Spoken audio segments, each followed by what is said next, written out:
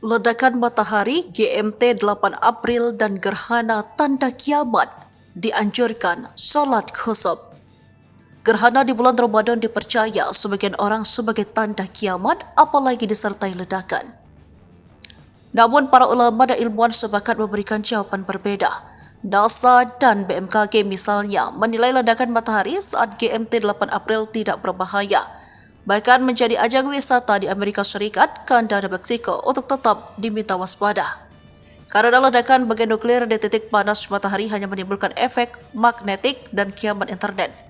Profesor Fisika di Portland Community College, Toby Dietrich menilai gerhana merupakan peristiwa lumrah karena berputarnya waktu dan benda yang mengelilingi matahari termasuk bulan. Gerhana juga disebutkan dalam Al-Quran surat Fussilat ayat 37 secara tersirat sebagai berikut.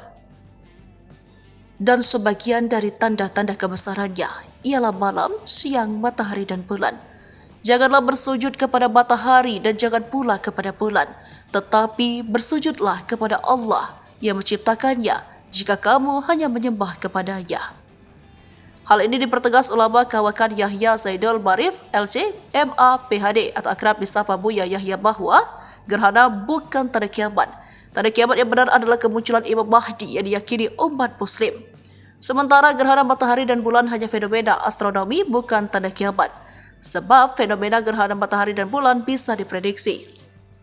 Maka dianjurkan solat gerhana sebagai tanda mensyukuri hikmah dari gerhana. Salat gerhana menurut Buya Yahya dijelaskan dalam hadis riwayat Muslim. Aisyah mengatakan dalam sebuah hadis, pada zaman Nabi SAW pernah terjadi gerhana matahari. Beliau lalu mengutus seorang untuk memanggil jamaah dengan as-salatu jami'ah. Mari kita lakukan salat berjamaah. Orang-orang lantas berkumpul. Nabi lalu maju dan bertakbir. Beliau melakukan 4 kali ruku dan 4 kali sujud dalam 2 rakaat. Menurut Buya Yahya, gerhana bermanfaat bagi umat manusia, yakni tanda tunduknya alam kepada Sang Pencipta, memperkaya seni fotografi, meningkatkan khazanah pengetahuan dan peluang mempelajari sains. Jadi jangan dikaitkan dengan kiamat kerana hal itu tidaklah benar, ujarnya.